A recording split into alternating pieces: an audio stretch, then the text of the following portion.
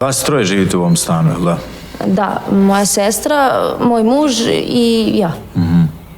Pitam se kako uspevate da živite u ovako malom prostoru. A, nikako.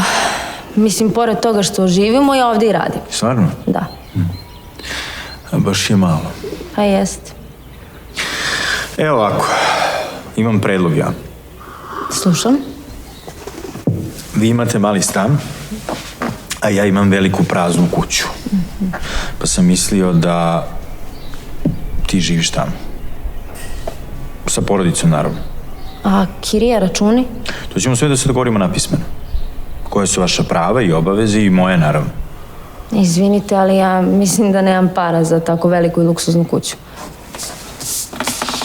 Evo, ponude. Ne razumem. Što je ti mnogo?